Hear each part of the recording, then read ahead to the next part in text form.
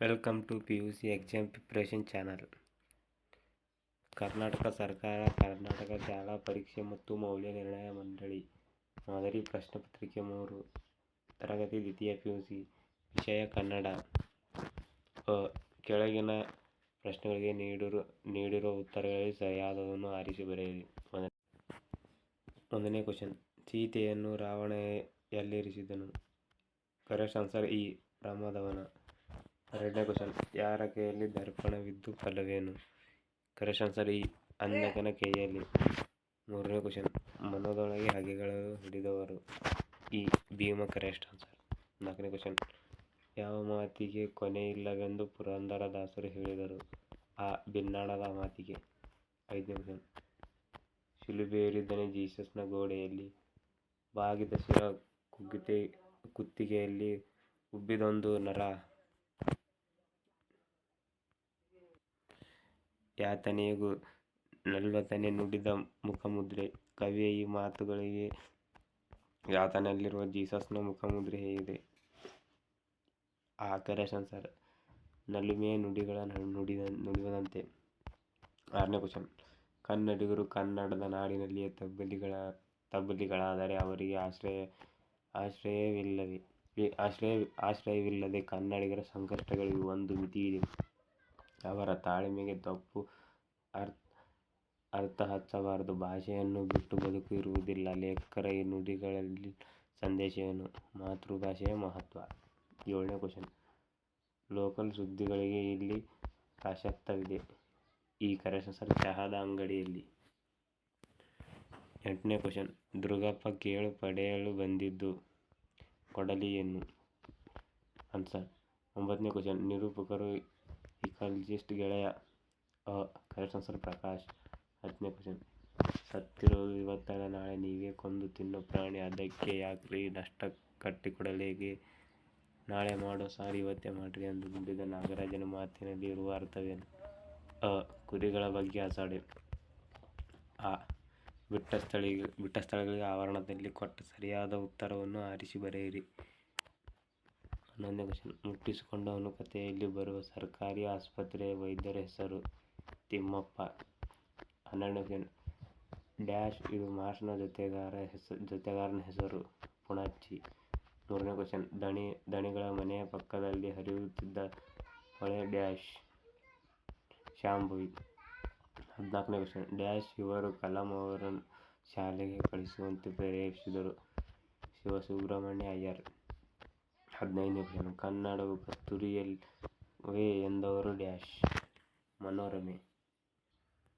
16ನೇ question, ಇ. ಹೊಂದಿಸಿ ಬರೆಯಿರಿ. ಅ. ಪಗೆಯ ಬಾಲಕನೆಂಬರೆ. ಆ. ಜಾಲಿಯ ಮರದಂತೆ. ಈ. ಜನಪದ. ಈ. ಟಿ. ಯಲ್ಲಪ್ಪ. ಉ. ಸುಕನ್ಯಾ ಮಾರುತಿ. ಅ. ಪಗೆಯ ಬಾಲಕನೆಂಬರೆ ಶತಕ. ಆ. ಜಾಲಿಯ ಮರದಂತೆ. ಕರೆಕ್ಟ್ ಆನ್ಸರ್ ಪುರಂದರದಾಸರು ಆಗಿರುತ್ತೆ. ನಮ್ಮ ಕಡೆಯಿಂದ ಮಿಸ್ಟೇಕ್ ಆಗಿ ಒಂದು ಸರ್ತಿ ಕ್ಷಮಿಸಿ. ಹಾಗೆ ಜನಪದ ಹಬ್ಬಲಿಯವರ ರಸಬಳ್ಳಿ. ಜಾಲಿಯ ಮರದಂತೆ ಪುರಂದರದಾಸರು ಆಗಿರುತ್ತದೆ. ಟಿ. ಯಲ್ಲಪ್ಪ. ಚಿಟ್ಟೆ ಮತ್ತು ಜೀವಯಾನ. ಉ. ಸುಕನ್ಯಾ ಮಾರುತಿ. ಒಮ್ಮೆ ನಗುತ್ತೇವೆ. ಅ. ಯಾವುದಾದರೂ 3 ಪ್ರಶ್ನೆಗೆ 2-3 ವಾಕ್ಯಗಳಲ್ಲಿ ಉತ್ತರಿಸಿ. 17ನೇ ಕ್ವಶನ್, ಸೀತೆಯ ತಲ್ಲಣಕ್ಕೆ ಕಾರಣವೇನು? ಇದು ಸಹ ಇಂಪಾರ್ಟೆಂಟ್ ಆಗಿರುತ್ತೆ. ಗಂಡರೈವರು ಮೂರು ಲೋಕದ ಗಂಡರ್ಯಾರು ಹೆಸರಿಸಿ. ಇದಕ್ಕೆ ಆನ್ಸರ್ ಧರ್ಮರಾಯ. ಧರ್ಮಗ್ರಹದಲ್ಲಿದ್ದಾನೆ. ಅರ್ಜುನ ಅಣ್ಣನ ಆಜ್ಞೆಯಲ್ಲಿ ಭ್ರಮಿತನಾಗಿದ್ದಾನೆ ಮತ್ತು ನಕುಲ ಸಹದೇವರಾದರೂ ನನಗೆ ಸಹಾಯ ಮಾಡುತ್ತಾರೆ ಎಂದು. Correct answer. ಹಡೆದವನನ್ನು ಯಾವಾಗ ನೆನೆಯಬೇಕು?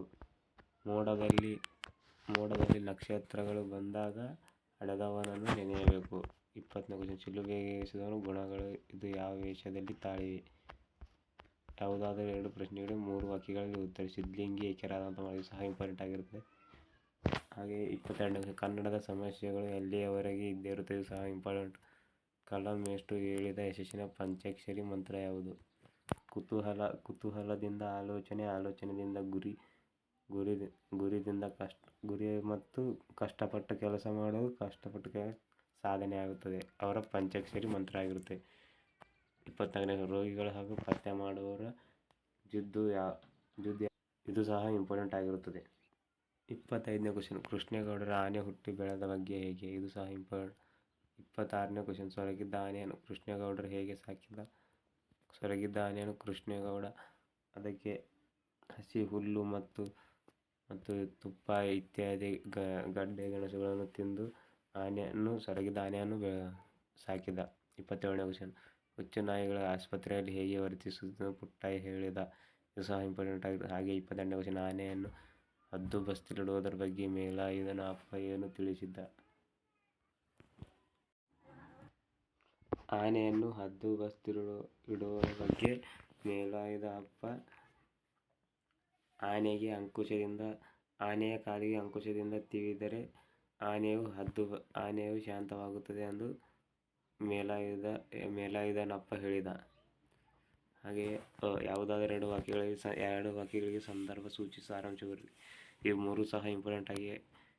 ಹಾಗೆಯೇ ಯಾವುದಾದರೂ ಒಂದು ವಾಕ್ಯ ಸಂದರ್ಭ ಸೂಚಿಸಿ ಸಾರಾಂಶ ಬರೆಯಿರಿ. ಪದ್ಯಂ ವಂದ್ಯಂ ಗ್ರಂಥ್ಯಂ ಗದ್ಯಂ ಹೃದ್ಯಂ. ಇದು ಮುದ್ದಣ್ಣ ಬರೆದಿರುವ ಕೃತಿಯಾಗಿದೆ. ಇದು ಸಹ ಇಂಪಾರ್ಟೆಂಟ್ ಆಗಿದೆ. ಯಾವುದಾದರೂ ಒಂದು ವಾಕ್ಯ ಸಂದರ್ಭ ಸೂಚಿಸಿ ಬರೆಯಿರಿ. ಇದು ಕೃಷ್ಣೇಗೌಡರ ಆನೆ. ಇವು ಸಹ ಇಂಪಾರ್ಟೆಂಟ್ ಆಗಿವೆ. ಹಾಗೆಯೇ ರಾವಣನ ಪುನರ್ವಿಮರ್ಶೆಯ ಸಂದರ್ಭವನ್ನು ಕವಿ ಹೇಗೆ ಚಿತ್ರಿಸಿದ್ದಾನೆ ವಿವರಿಸಿ. ಇದು ಸಹ ಇಂಪಾರ್ಟೆಂಟ್. ದ್ರೌಪದಿ ಅವಮಾನಕ್ಕೆ ಒಳಗಾದ 3 ಪ್ರಸಂಗಗಳು. ಇವು ಸಹ ಈಸಿ ಆಗಿರುತ್ತದೆ, ಆರಾಮಾಗಿ ಬರೆಯಿರಿ. 40ನೇ ಕ್ವಶನ್.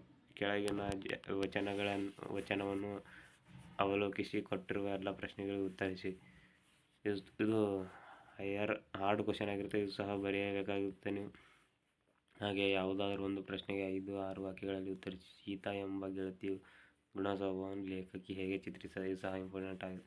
ದಣಿ ಹಾಗೂ ಹೊಳೆಯ ನಡುವಿನ ಸಮರವನ್ನು ಚಿತ್ರಿಸಿ. ಇದು ಸಹ ಇಂಪಾರ್ಟೆಂಟ್ ಆಗಿರುತ್ತದೆ. ಒಂದು ಪ್ರಶ್ನೆಗೆ 5-6 ವಾಕ್ಯಗಳಲ್ಲಿ ಉತ್ತರಿಸಿ. ಆನೆ ಮತ್ತು ಮಾವುತ ಮೇಲಾಯುಧನನ್ನು ಸಾಗಹಾಕಲು ಮಠದವರು ಹವಣಿಸಿದ್ದೇಕೆ? ಇದು ಸಹ ಇಂಪಾರ್ಟೆಂಟ್. ಹಾಗೆಯೇ ಇವೆಲ್ಲವೂ ಸಹ ಇಂಪಾರ್ಟೆಂಟ್ ಆಗಿರುತ್ತೆ. 2 ಪದಗಳಿಗೆ ನಾನಾರ್ಥಕಗಳನ್ನು ಬರೆಯಿರಿ. 2 ಪದಗಳಿಗೆ ಗುಣವಾಚಕಗಳು, 2 ಪದಗಳಿಗೆ ತದ್ರೂಪಗಳನ್ನು ಬರೆಯಿರಿ. ಹಾಗೆ ಯಾವುದಾದರೂ ಒಂದು ವಿಷಯವನ್ನು ಕುರಿತು ಪ್ರಬಂಧವನ್ನು ಬರೆಯಿರಿ. ಕನ್ನಡ ಭಾಷೆಯನ್ನು ಅಭಿವೃದ್ಧಿಗೊಳಿಸುವ ಮಾರ್ಗಗಳು. ಇದು ಸಹ ಇಂಪಾರ್ಟೆಂಟ್ ಆಗಿದೆ. ಹಾಗೆ ಇವುಗಳಲ್ಲಿ ಯಾವುದಾದರೂ ಒಂದನ್ನು ಕುರಿತು ಪತ್ರ ಬರೆಯಿರಿ. ನಮ್ಮ ಚಾನಲ್ಗೆ ಭೇಟಿ ನೀಡಿ. ಅದರೊಳಗೆ ಪತ್ರದ ಸಹ ವಿಡಿಯೋ ಮಾಡಿದ್ದೇನೆ. ಮತ್ತೆ ಮುಂದಿನ ವಿಡಿಯೋದಲ್ಲಿ ಸಿಗೋಣ.